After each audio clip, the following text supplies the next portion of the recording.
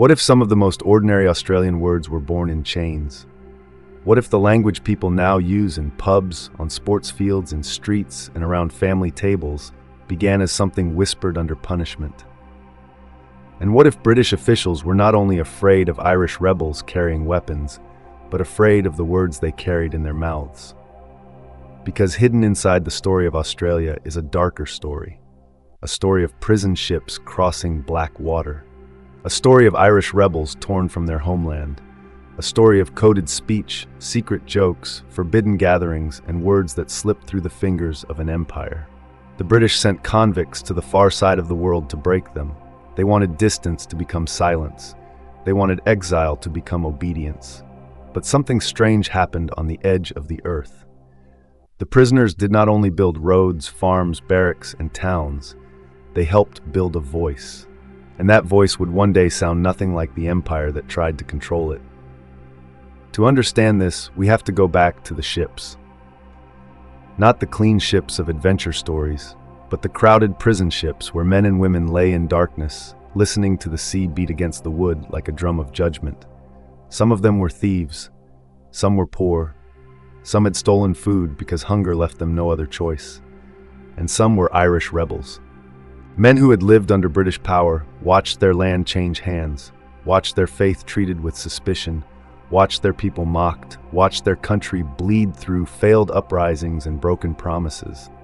When they were sentenced to transportation, it was not just a punishment. It was a message. You are being removed. You are being erased. You will disappear beyond the ocean. But the empire forgot one thing. A person can be stripped of land. A person can be stripped of freedom. A person can even be stripped of their name. But language hides deep. It travels in the throat. It waits behind the teeth. It survives in curses, songs, prayers, nicknames, insults, jokes, and the small, sharp words people use when no officer is listening. So when those ships reached Australia, they did not only carry prisoners, they carried Ireland, they carried London slums, they carried prison slang, they carried old wounds. They carried a secret world of speech. And in the colony, that secret world began to grow. The early Australian penal settlements were built on watchfulness. Every movement could be punished. Every mistake could be recorded. Every gathering could be questioned. The guards watched the prisoners. The magistrates watched the guards. The officers watched the priests. And everyone watched the Irish. Because to the colonial authorities, Irish convicts were not always seen as ordinary criminals. They were seen as sparks. They were men who might remember rebellion, men who might organize, men who might pray together, drink together, whisper together, and turn pain into a plan. And this is where language became dangerous. In a place where people had little power, words became shelter. Convicts used coded slang, sometimes called flash language. To an outsider, it could sound like nonsense. A strange mix of street talk, criminal cant, jokes, nicknames, and hidden meanings. But to the people inside that world, it could mean everything. It could warn someone that a guard was near. It could hide a plan. It could mock an officer without him knowing. It could turn fear into laughter. It could make a beaten man feel like he still belonged to someone. And that is why the authorities feared it. Not because every slang word was a weapon, but because shared language creates shared identity. And shared identity is the beginning of resistance. Imagine a work gang under the burning Australian sun, Irish accents mixed with English ones, chains scraping against dust, a guard riding past with a rifle. One prisoner says a word that sounds harmless. Another man understands. A third man smiles without turning his head. The guard hears only noise. But beneath that noise, another country is being built. Not on a map, not with flags, but inside the mouth. That was the power of convict speech. It was not polite English. It was not the language of governors and courtrooms. It was rough, funny, fast, and alive. It belonged to people who were not supposed to own anything, and perhaps that made it more powerful. Because when people have nothing, the few things they keep become sacred. A word can become a hiding place. A joke can become a prayer. A nickname can become revenge. The empire could write laws, it could build prisons, it could raise the lash, but it could not fully control what men whispered after dark. Then something happened that revealed just how serious this hidden speech had become. The authorities needed to understand it, They needed to decode it. They needed to study the language of the people they had tried to crush. One of the earliest vocabularies linked to colonial Australia was not a grand dictionary of noble words. It was tied to convict slang. That fact alone feels like a secret door opening. Australia's first local word book did not begin with kings, scholars, or gentlemen. It began with the underworld. It began with the language of prisoners. The words of the condemned had become important enough to write down. But think about the darkness in that. When the powerful write down the secret words of the powerless, it is not always respect. Sometimes it is surveillance. Sometimes it is control. Sometimes it is fear pretending to be knowledge. A convict word that once moved quietly from mouth to mouth could now sit on a page, studied by officials, police, and magistrates. The secret speech had been exposed, but exposure did not kill it. That is the strange thing about language. Once a word escapes, it rarely returns to its cage. And the Irish influence moved through this world in ways both direct and hidden. Not every Australian slang word comes from Irish speech. That would be too simple. Australia was shaped by many voices: English convicts, Irish rebels, Scottish settlers, Aboriginal languages, sailors, bushworkers, gold seekers, migrants. But Irish voices mattered deeply. They brought rhythm, they brought humor, they brought defiance. They brought a way of speaking that could turn hardship into a joke, sharp enough to draw blood.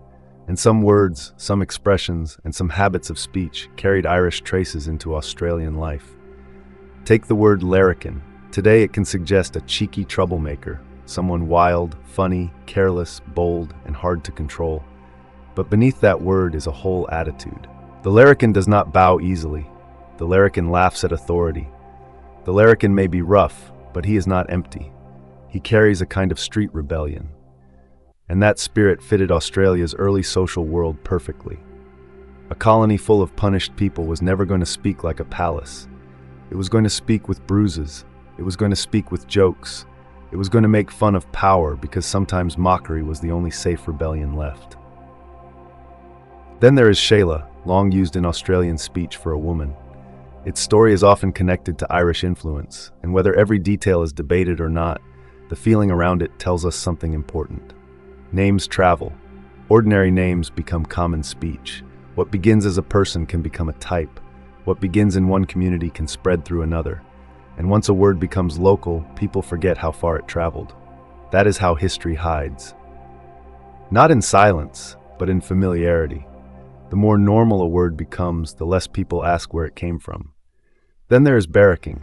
To barrack is to cheer, to support, to make noise for your side. It sounds harmless today, but listen deeper. In a country built from division, punishment, class, exile, and survival, choosing a side was not a small thing. To barrack was to belong, to shout for your people, to put your voice into the crowd and say, "These are mine." That matters in a land where so many early arrivals had been told they belonged nowhere. And then there is shout, to shout someone a drink, to buy a round, to create a circle of obligation, friendship, and rough affection. A small word, but a powerful custom. Because in hard places, sharing is more than politeness. It is a sign that you are not alone. A drink bought for another man can say what pride will not allow the mouth to say. I see you. You are with me. We endure together. This is how vocabulary becomes culture.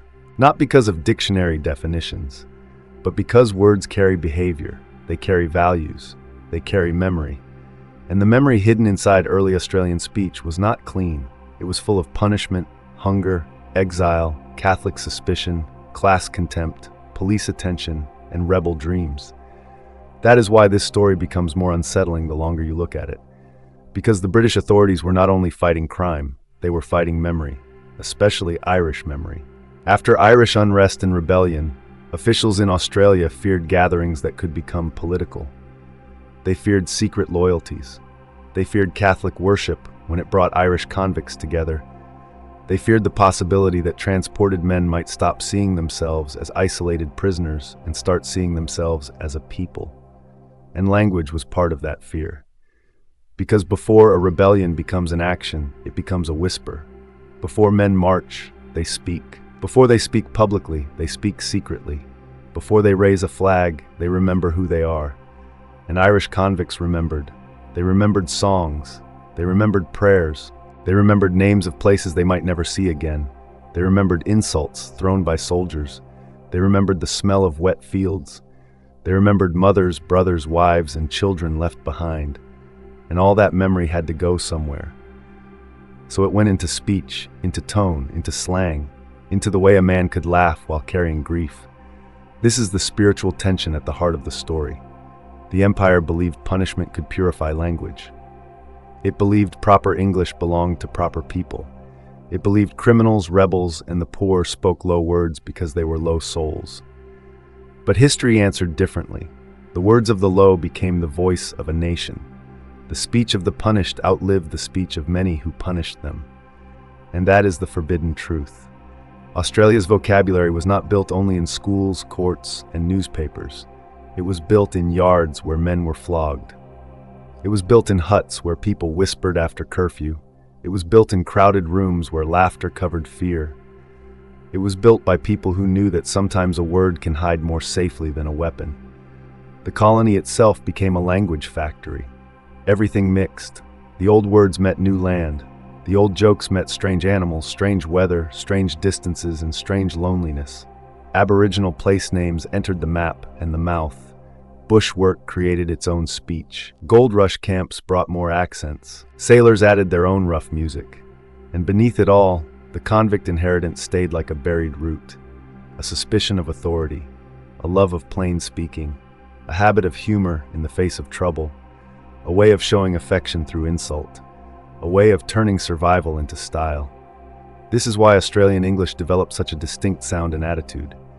It was not just English moved south. It was English broken open, salted with exile, hardened by heat, loosened by laughter, and marked by people who had reason not to trust official voices. And perhaps this is why the story still matters. Because language tells us who had power, but it also tells us who resisted power. Official records may name the governors, they may list the ships, they may count the prisoners, they may record the punishments, but slang records something else. It records what people said when the official record was not listening. It records the soul moving underground. Think of an Irish prisoner standing under a wide Australian sky. Behind him, the sea that brought him there. Before him, a land he did not choose. Around him, guards, heat, hunger, and suspicion. He has almost nothing, but he still has a voice. And in that voice, he carries a country. Maybe he uses a phrase from home. Maybe he twists an English word into mockery. Maybe he learns convict cant from another prisoner. Maybe he teaches someone an Irish expression. Maybe he says something that his overseer cannot understand. And in that tiny moment, he is not fully conquered. That is the part empires hate. They do not only want obedience, they want the conquered to forget themselves. They want them to speak like the master, think like the master, pray only where permitted, gather only when allowed, laugh only at safe things. But forbidden speech does not obey easily. It leaks, it spreads, it changes shape, it enters children's mouths. It becomes local, it becomes normal. Then one day, long after the chains are gone, people speak those words without knowing they are holding ashes from an old fire. That is what makes vocabulary so mysterious. A word can look small and still carry the weight of a ship. A phrase can sound funny and still come from fear. A national accent can be full of ghosts. So when people say Australian slang is colorful, cheeky, or rough, they are right. But that is not the whole truth. It is also historical. It is also wounded. It is also rebellious. It carries the memory of people who were not invited to write the official story. People who were sentenced, people who were mocked, people who were watched, people who turned the scraps left to them into culture.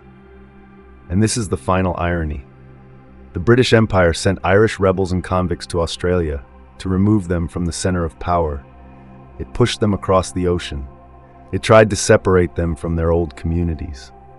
It feared their gatherings. It decoded their slang. It watched their priests. It punished their defiance. But in the end, the people it tried to silence helped shape the sound of a new country.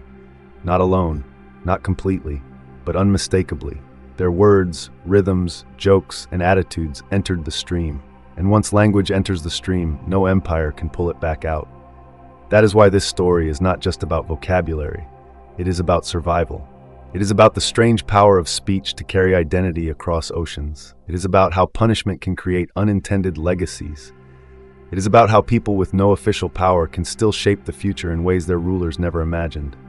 The empire had ships, the empire had chains, the empire had courts, soldiers, governors, and laws. But the prisoners had something quieter. They had words, and those words moved. From the ship hold to the barracks, from the barracks to the street, from the street to the bush, from the bush to the pub, from the pub to the nation, until the language of the punished became part of the language of everyday life. So the next time you hear Australian slang, do not hear it as only casual speech. Hear the ocean, hear the chains, hear the guards trying to understand, hear the Irish rebel whispering where the officer could not follow, hear the convict turning fear into code, hear laughter rising in a place built for suffering, hear a people refusing to vanish. Because sometimes a nation is not only built by flags, battles, laws, and leaders. Sometimes it is built by the words the powerful failed to silence. And maybe that is why the story still feels dangerous. Because it reminds us that language is never just language. It is memory, it is belonging, it is resistance. It is a hidden map of who suffered, who survived, and who refused to be erased. If you want more hidden history like this, where language, rebellion, empire, and forbidden truth collide, subscribe to the channel and tell me in the comments, which Australian word do you think carries the deepest hidden history?